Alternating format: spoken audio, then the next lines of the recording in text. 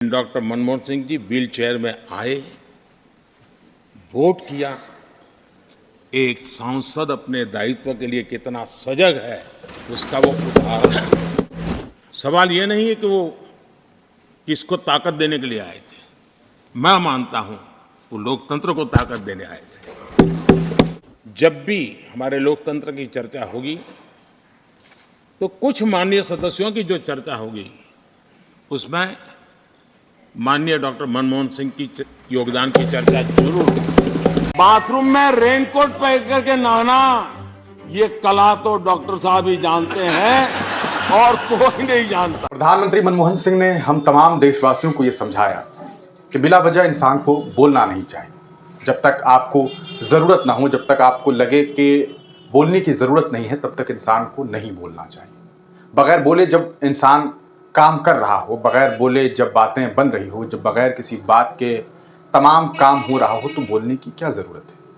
वो भी आज के हालात में इस बात को बहुत समझने की ज़रूरत है, जब लोग बहुत बोल रहे हैं। बोलना तो छोड़िए, लोग झूठ बोल रहे हैं। हम बात करेंगे इस मौजू पर फिर कभी, लेकिन आज आपको दिखाएंगे पूर्व प्रधानमंत्री मनमोहन सिंह के निधन के बाद एक वीडियो सोशल मीडिया पर काफ़ी वायरल है, और वो वीडियो है मौजूदा वक्त के प्रधानमंत्री नरेंद्र मोदी का। प्रधानमंत्री नरेंद्र मोदी संबोधित कर रहे थे राज्यसभा को, और इस दरमियान उस वक्त मौजूद थे मनमोहन सिंह। असल में मनमोहन सिंह जी वोट देने के लिए आए थे। ज़रूरत पड़ी वोट देने की, तो वो वोट देने के लिए आए 90 वर्ष की आयु में। सोचिए, 90-91 वर्ष की उम्र में मनमोहन सिंह सदन के अंदर जब वोट देने के लिए आए, तो उनको लेकर के कुछ बातें कही जा रही थी। मनमोहन सिंह जी अपना एक लंबा कार्यकाल ख़त्म कर रहे थे। इस दरमियान उनको लेकर के जो बातें प्रधानमंत्री मोदी ने कही, वो आप लोगों को सुननी चाहिए। सुनिए वो क्या कुछ कह रहे थे। मैं विशेष रूप से माननीय डॉक्टर मनमोहन सिंह जी का स्मरण करना चाहूंगा। 6 बार इस सदन में वो अपने मूल्यवान विचारों से और नेता के रूप में भी और प्रतिपक्ष में भी नेता के रूप में उनका बहुत बड़ा योगदान रहा है। वैचारिक मतभेद, कभी बहस में छिटाकशी, वो तो बहुत अल्पकालीन होता है, लेकिन इतने लंबे अरसे तक जिस प्रकार से उन्होंने इस सदन का मार्गदर्शन किया है, देश का मार्गदर्शन किया है, वो हमेशा हमेशा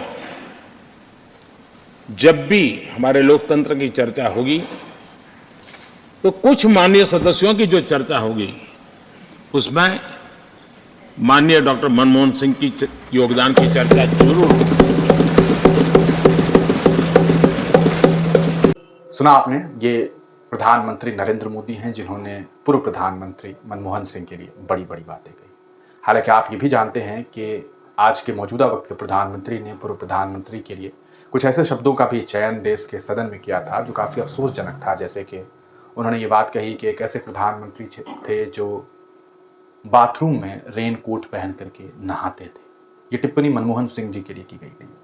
मनमोहन सिंह को एक एक्सीडेंटल प्राइम मिनिस्टर दिखाने की कोशिश की गई, लेकिन यकीन मानिए शायद प्रधानमंत्री नरेंद्र मोदी एक्सीडेंटल हों भी, क्योंकि बहुत सारे एक्सीडेंट्स के बाद वो प्रधानमंत्री बने, लेकिन मनमोहन सिंह के लिए ऐसा नहीं कहा जा सकता। उनकी ज़िंदगी में, आप उनकी ज़िंदगी को जब पढ़ेंगे तो आपको ये बातें बखूबी समझ में आएगी कि जो व्यक्ति सरज़मीन पाकिस्तान में पैदा हुआ, उसने हिंदुस्तान में पढ़ाई की शुरुआत की और फिर धीरे धीरे वो दुनिया के सबसे बड़े इकोनॉमिस्ट के तौर पर जाने लगे। जब भारत बहुत बड़े संकट की तरफ बढ़ रहा था, सन 1991 में हमारा मुल्क आर्थिक संकट की तरफ जा रहा था, हमारे पास सिर्फ 15 दिनों का पैसा था। उसी तरह जिस तरह मान लीजिए कि आपको पता चले कि आपके घर में बस और बस सिर्फ 15 दिनों की हैसियत है, उसके बाद आपके पास कुछ भी नहीं होगा, ऐसे ही हालात हिंदुस्तान के हो गए थे।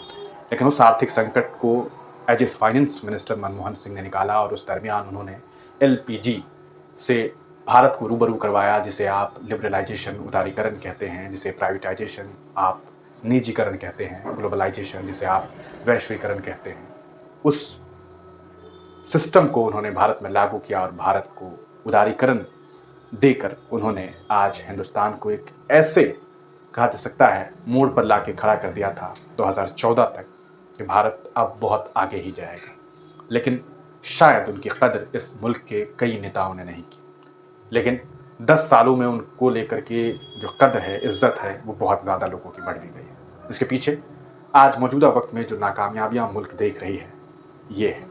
आप क्या कुछ सोचते हैं? अपनी राय कमेंट सेक्शन में ज़रूर दीजिए।